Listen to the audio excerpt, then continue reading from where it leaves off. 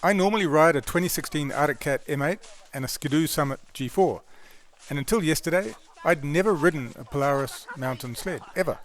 Never even sat on one. But yesterday I got my chance with a 2019 RMK 850 and a 165. I mean, I was really curious. You hear all the stuff about how light they are and how good they go with turbos, and I've always loved the way they sound when they're wrung out, which seems to be all the time. But hardly anyone in my area's got one, because there's a Skidoo dealer on one side of the mountain and a Cat dealer on the other. So I thought you might be interested in a few quick impressions of my first ride on a Polaris 850. And this is someone who's never ridden one and basically knows nothing about them. So I'm just a customer, I don't care whether I like it or not. This one's done about 800 clicks, and I think the guy's been watching too many Chris Brandt videos. Like the Do, this has got a really nice pull start, somehow easier than the Cat, but I hate all pull starts. Anyway, this is spring snow in Japan now. It's solid, not icy. It's got a couple of inches of release smoothed out by rain a few days ago. Harmless.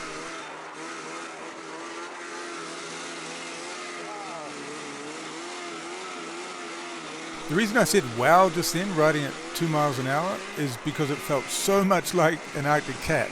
I almost laughed straight away. It was like being home.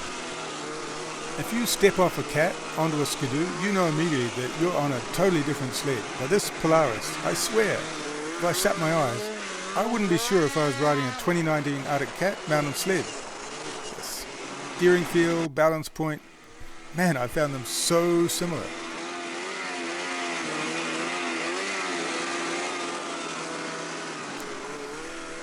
I guess the Fox shocks have got something to do with it, but also the bar position versus the footbox and where you stand and so on.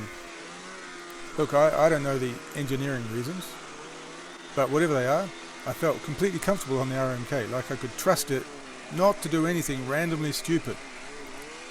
Wish I could say the same about the rider.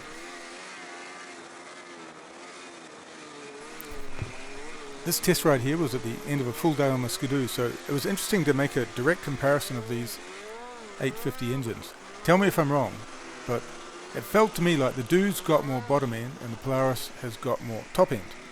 To be honest, I didn't find the Patriot engine as exciting as I thought I might. I know I was just puddling around on a lake, but that Do 850 engine always feels so exciting. When I first rode it, it was like, holy shit, this thing is alive. The Patriot somehow feels thicker. Whatever that means. Not bad, I mean it's great, but somehow, in the Pussycat range I normally ride in, somehow thicker. But it didn't feel as exciting as the Do 850. Maybe I'm just used to the 850 hit now, I need more drugs.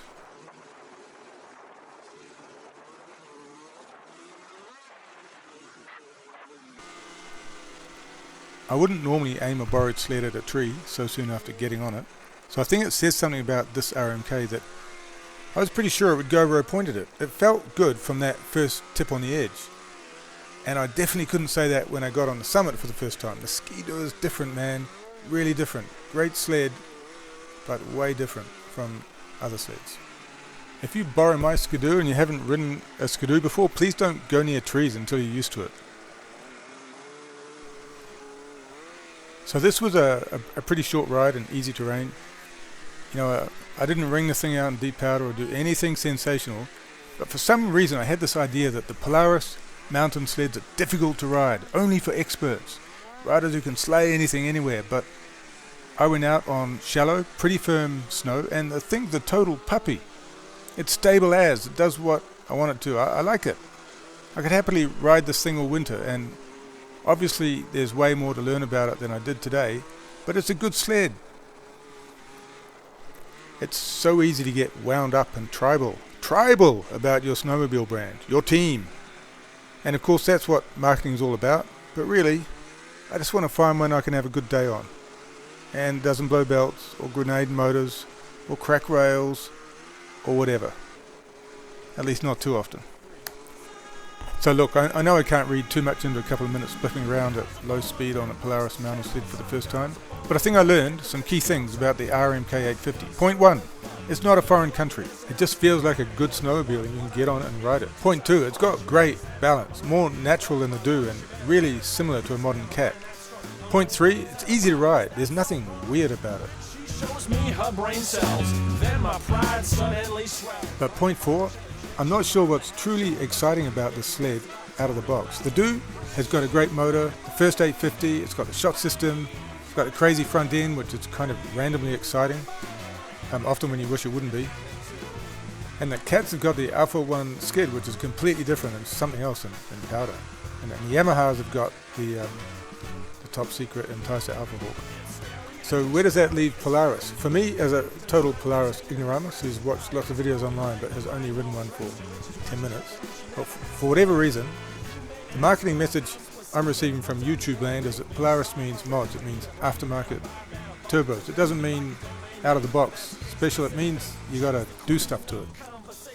But anyway, I'd love to spend a whole day on an RMK and learn more about them.